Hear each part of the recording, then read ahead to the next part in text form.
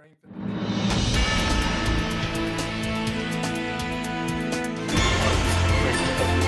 this philosophy, this idea, what we speak about is truth. It comes into fact, but it's truth. It's beyond fact. It's truth.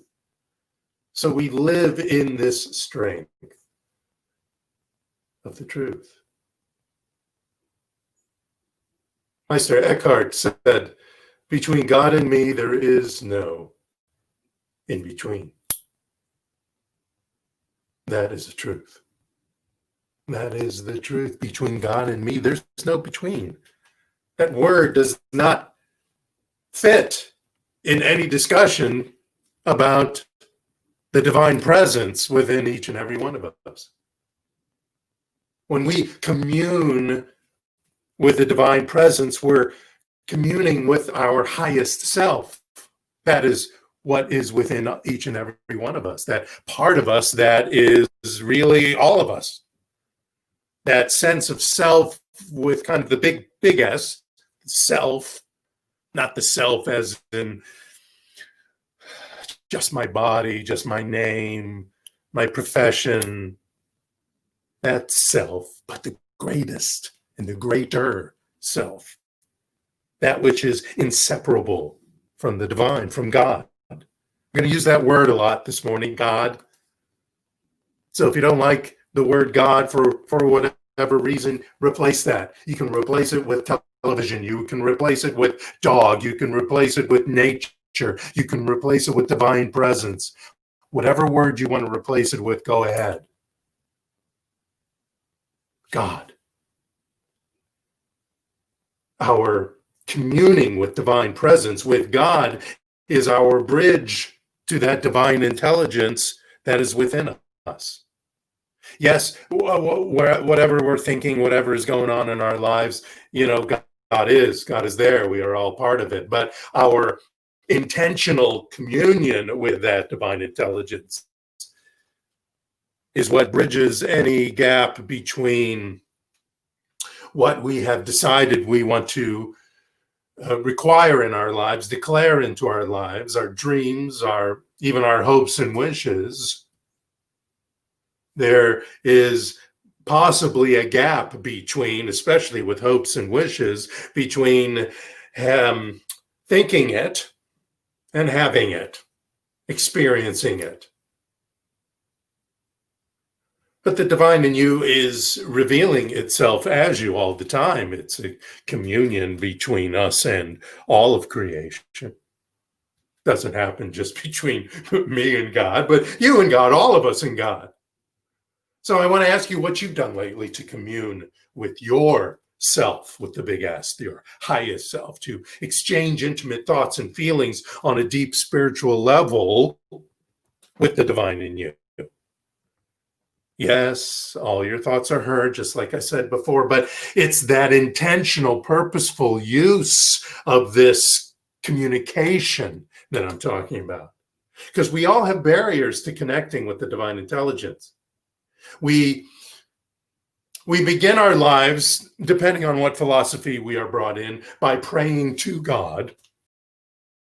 And then as we begin to transform our thinking, we start praying through God, and eventually we transcend so that we are praying with and ultimately as God. When we realize that each and every one of us and God are one, there is an at-one-ment. So what can we do to release any barriers that we have in this communion?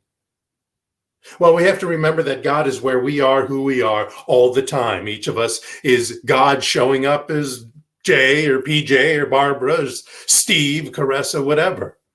And this divine intelligence continues to flow no matter what is happening in our lives. It doesn't matter if our lives suck right now or if everything is fabulous and our pockets are full of money.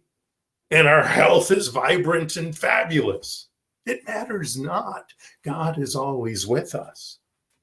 God is always there. God is always a part of that experience. In the Science of Mind book, Dr. Holmes says, we are in an infinite mind, and infinite mind is also in us. It is by this mind that we think. Now, he's not talking about the brain mind. He's talking about the greater mind, that which the brain computes, that which the brain is used to bring into our awareness. He continues with, this mind is eternal, therefore we are eternal. This mind is complete, therefore we are spiritually complete, though we do not appear to be so. Though we may not appear to be so, might be a little more proper. Although many people believe we are not complete. Perfect, whole, and complete. That's what we are spiritually. That's what we are born as in a spiritual sense. How we connect, how we commune with that perfection, with that wholeness, with that completeness is what I'm talking about today. How we take communion to that idea. You know, between our body and our soul or our essence, there's no in between there. There's no duality between our bodily experience and our spiritual experience. And when we understand that our spiritual identity is one with the divine, then we realize we're never really alone, because God's always there. We're each filled with the power, the presence, the love, the joy, the beauty, the wisdom of the divine. It's right there. It's with us. And it's unique with us, uniquely with us, but at the same time is with all. It is individually with us, but it really is indistinguishable with anybody else's experience of it. We're like a flask that's ready to be filled. So I want us to take communion seriously. Now, I know you, especially those who brought up in Catholicism, you're thinking about communion as this whole thing with the wafer and the prayer and the drinking the wine and all that represents. But realize that that is a ritual for you to take in and communicate with God. Really, that's ultimately what's going on. You are connecting yourself intentionally and purposefully with that highest power that is within you, but communing with it so that everything that's going on in your life is through that idea, through that power, through that wisdom. Meister Eckhart wrote, the most powerful prayer, it's not the quote you're thinking, the most powerful prayer, one well nigh omnipotent, he says, and the worthiest work of all, is the outcome of a quiet mind. The quieter it is, the more powerful, the worthier, the deeper, the more telling and more perfect the prayer is.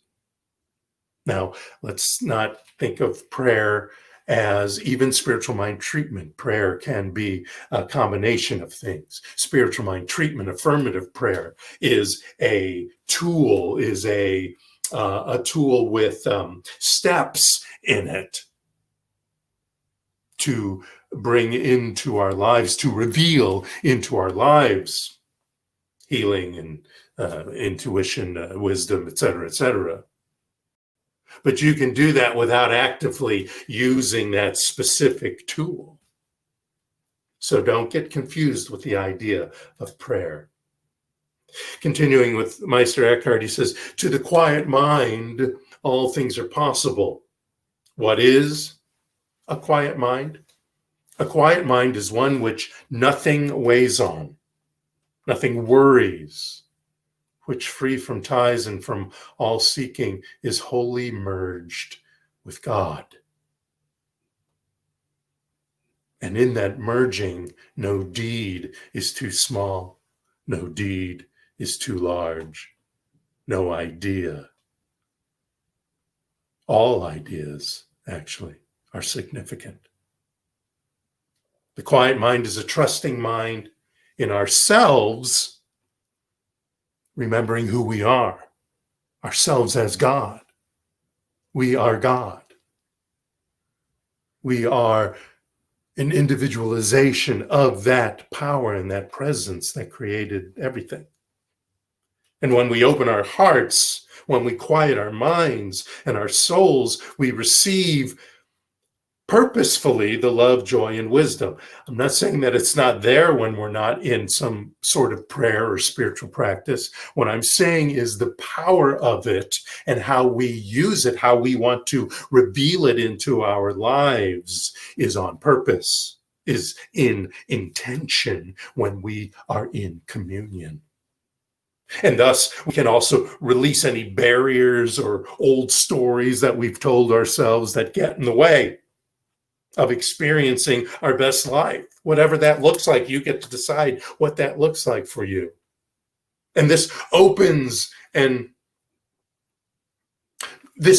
and quiet mind allows us to truly feel the divine connection that is actually always there, to the divine intelligence, to divine wisdom, to the presence, the source and substance of all, whatever you want to call it. And thus, we are in the position to receive our greatest good as we describe it. And that could be a goal, that could be love, that could be bodily healing, that could be a financial thing, that could be in some sort of creativity, a job, relationships, whatever. Some people prefer solitude. They say their peace of mind depends on this. Others say they would be better off in church. If you do well wherever you are. If you fail wherever you are. Your surroundings don't matter, for God is with you everywhere, in the marketplace as well as in seclusion or in the church, or right here and now. If you look for nothing but God, nothing or no one can disturb you. God is not distracted. God is everywhere. God is not distracted by a multitude of things. God can handle everything. God can multitask.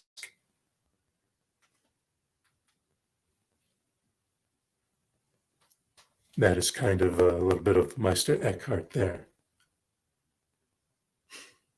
I love that quote. I love that idea. Nothing can distract God. God can handle it all. Whatever you need handled, turn it over to the universe. Do your part in mind and body, in finding allies and in taking action here and there, but your biggest action, your strongest action is in your communion. And communion is like bandwidth, bandwidth in the internet. It's kind of there's a range of frequencies going on, but there's a signal that only you can submit to your highest self. Yes, we all share that highest self in that it is God, but your signal is the one that has to be boosted. And when we boost our signal for bandwidth on the internet coming into our home, we pay with money. We pay money for a stronger signal. And there is a coinage to pay, but that coinage is mental in that bandwidth for our communion with God. We must widen that bandwidth with the power of conviction, the power of our spiritual practice, the power of our love and compassion. When we have love and compassion and kindness and respect for one another, for our community, we are communing with God, with that divine spirit. And in that communication, comes our greatest intelligence, our greatest beauty, our greatest revelations of wonderful experiences in our lives. More Meister Eckhart. Big Meister Eckhart today. God is at home. It's we who have gone out for a walk. It is we who are mind wandering, whether our versus dreaming. Dreaming is active. Dreaming is using our imagination in an intentional way. Mind wandering is just it's not a bad thing, mind wandering, but when we want to be intentional, when we want to commune with God, then we want to be on purpose. We don't want to be out for a walk. We can do it walking, but we don't want to be out for a walk. We don't want to be away from home. Home. To realize God is not just living, but God is life, is to experience a connection to God.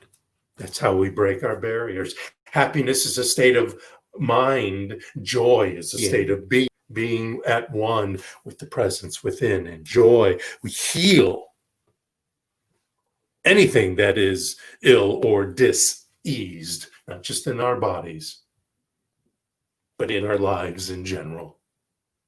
To realize God is truth, absolute, and ready to serve is to commune with Spirit. When your gut feeling speaks, listen to it. Listen to that inspiration it brings. When you seek inspiration, open your heart. Get quiet in mind, not necessarily what's around you, but in mind. And listen. In the silence, there is peace. In the silence, there is unspoken joy. In the silence, there's release from a world full of chaos and noise. To experience love and compassion is to experience a connection to God. Got unanswered prayers? Remember, life and truth expresses itself through each of us. And when we practice love every day, when we watch our thoughts, watch our tongues, our deeds, our words, our prayers, so that nothing contrary to love finds expression there, we are communing with God. When you clearly realize that this is an intelligent universe run in principle, you experience your connection with God. This is a principle. This is a principle like gravity, like the idea that a triangle is 180-degree angles, 3 of them. That makes a triangle. Matters not if that triangle was drawn 80,000 years ago or yesterday. Spirit has no limitation, my friends, and is infinite, all-knowing, timeless, boundless, unconditional with its love. It is the source and substance of our supply. It is the creation of all, the manifesting, the manifester of our beliefs without exception. It doesn't change its stripes like the triangle. When we realize God is a soul spirit, we experience our connection with God. We're spirit, you're spirit, I'm spirit. Spirit cannot die. Spirit never goes away. Our true self was really never born and will never die. Our highest self was never born and can never die. In that space, we are eternal, we are divine, we are unchanging spirit. That's our true nature. Richard Rohr wrote in his book, Immortal Diamond, The Search for Our True Self, all we humans are doing is allowing God to complete the circuit within us until we both see from the same perspective. Perspective. What is our perspective? When our perspective of life is through, as, and with our communion with that divine spirit, with God, that's when things really vibrate at the speed of the divine. That's things when really start showing up. That's when we really start busting through, soaring through life. When we have that diamond in our mind. when you feel out of it, when you have unanswered prayers, it's like you're looking out on the street through a window made of fluted glass. Ever seen fluted glass? Or if you look from under through a glass, through the bottom of a glass, it's a distortion. There's this distortion. And sometimes we see life in this distorted way because our perception is through this idea of not being connected, and this not being connected, not communing with God. It's a false vision, and it causes us to know that, well, it causes us to see life as an illusion. It's an illusion to the degree that we allow it to be. This is the truth. This is the truth, and you might not be able to see it on the bottom, but some of this idea is written right here in the gold. And again, this is Meister Eckhart. And the full quote is, "The eye with which I see God is the same with which God sees me. My eye and God's eye is one eye and one sight and one knowledge and one love." My eye and God's eye is one eye and one sight and one knowledge and one love. But do you want that to be all the time? Then you have to commune with God purposefully. You don't want to do it in a prayer? Fine. You do it in meditation, you do it in mindfulness, you do it with being out in nature, but you feel that energy.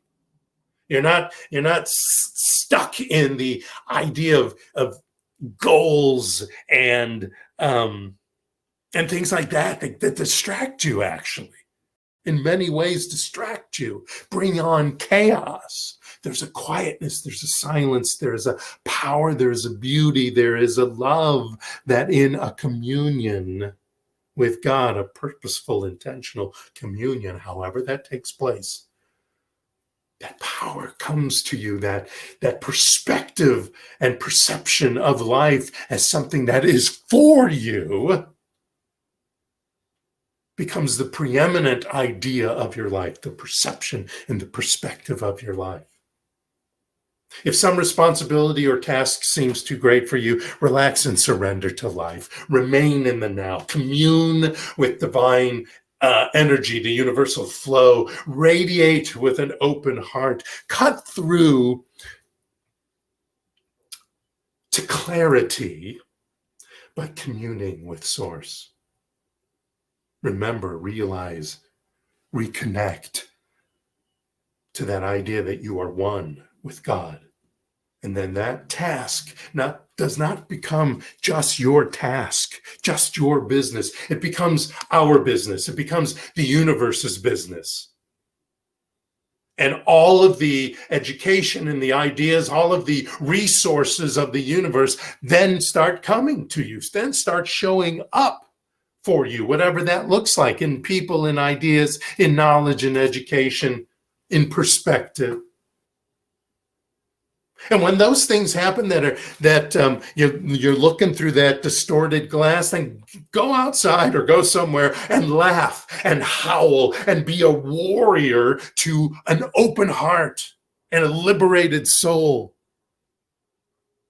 Cry out, express yourself, get it out there, to commune with spirit, to commune with life, to open yourself up to that which will further empower you, because you're always empowered, but intentionally empower you to take that next step that is not distracted by the illusion of seeing something through a distorted glass. Remember, when you speak to yourself, you speak to God, and you speak as God. That's important. That's powerful. That's going to take you in a direction. When you realize that, when you purposefully change that, those words, those thoughts, those ideas, and thus those beliefs that don't work for you anymore. that get in your way of a happy life, of a life of grace, of a life full of love and accomplishments and transcending. That is taking communion. That is the true sense of taking communion. Let's do it. Let's do it right now, forevermore, intentionally, on purpose, with love. Take communion and live your best life. Namaste.